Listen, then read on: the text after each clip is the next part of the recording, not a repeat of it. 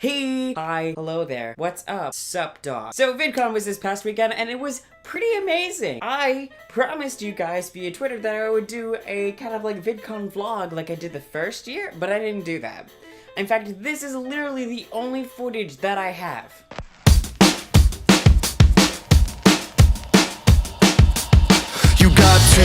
I really hope I don't get copyright for that. I had so much fun at VidCon that I felt like I didn't want to waste it filming vlogs or anything, because at the same time, a lot of stuff, it was just kind of like personal friend things. I didn't want to like say, hey, vlogging, don't shout anything personal that you don't want to be said. I didn't want to worry about vlogging, and I just wanted to be in the moment, so that's what I did. I was in the moment, and the moment was good. But it wasn't all sunshine and rainbows. In fact, I came up with the very smallest that of things that I didn't enjoy at VidCon this year, because, you know, we gotta weigh the pros and cons. So here's a few.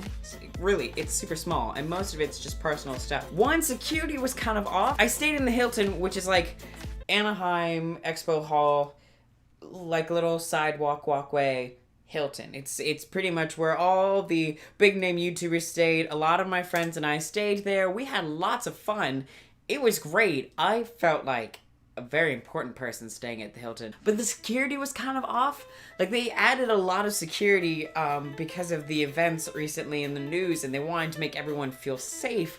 But at the same time, it was actually kind of hard even having like a friend come up to my room, because if they didn't have a key card or a very important pass, they didn't get up. So it kind of pushed a button in, say, like collaborating, where couldn't go to one person's room and they couldn't come to mine, so like things just couldn't match up. That's like the one problem I had with Hilton. Like, my roommates, y'all, love ya. Some panels didn't really meet the expectations that I had of them. In fact, they were kind of boring.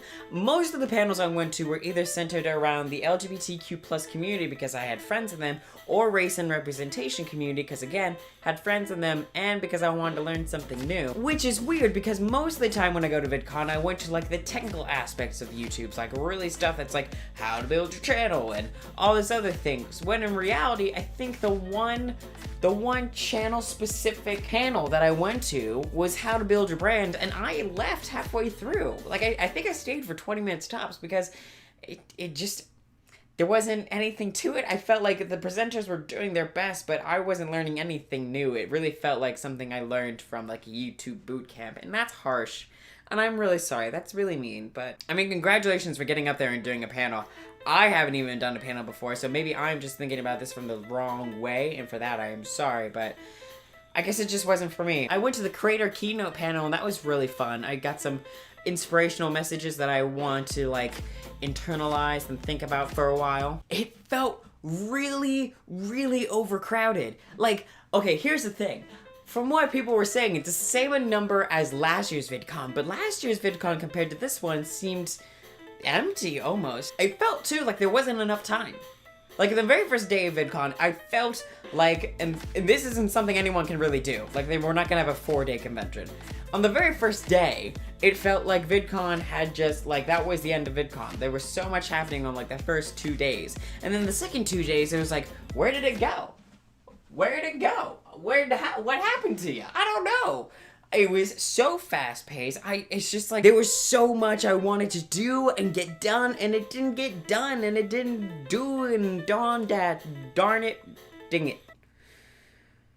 That's really nothing to fault of VidCon. So these, as you can see, those are pretty like small, minute things. For my positives, they're pretty great. I will say that the atmosphere for VidCon, as always, was very welcoming. It was very vibrant. There was something happening all the time.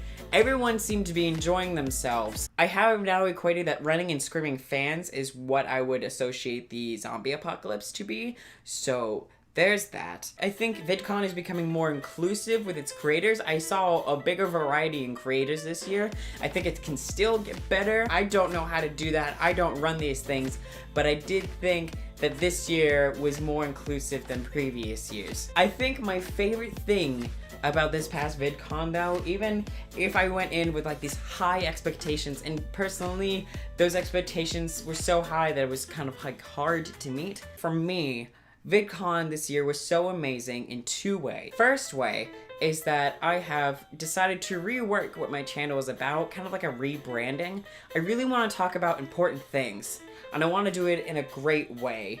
And I don't want it to be all jokes. As you can see from my past few videos, it's not gonna be all jokes, but I have to talk about these things or I might go mad. But I know that there's a right way and a wrong way to talk about them. Some ways I've talked about it as it has really been an end-all be-all way of talking about things, and that's not good. That's not a conversation opener or starter or continuer or whatever.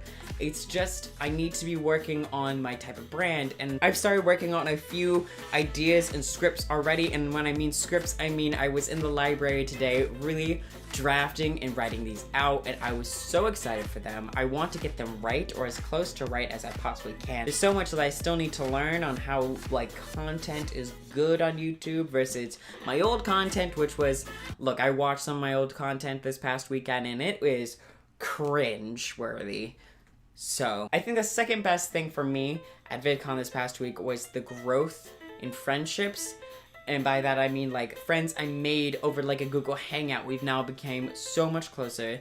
Friends that I made on the first day of VidCon. By the end of VidCon, we collaborated. We're like, we're gonna be the best of friends now. VidCon for me this year was really about creating a close-knit group of friends that I could talk to about YouTube, about my creations, about creativity, help them out as they help me out. It was so nice. First 2 years of VidCon for me were introducing me to YouTube and how this can help me further myself in my life. And then this year was really about personal growth, and I'm really excited about that, and I'm really excited to see where it goes. I recorded about five or six videos with other people, all varying in content. I'm excited about all of them. I think I might be actually publishing more than like one video a week because I don't want this stretching out all summer. There's so much more I can say on the topic, but you know, gotta close it, we gotta shut it down, so if you are someone that I met this past weekend at VidCon, please comment down below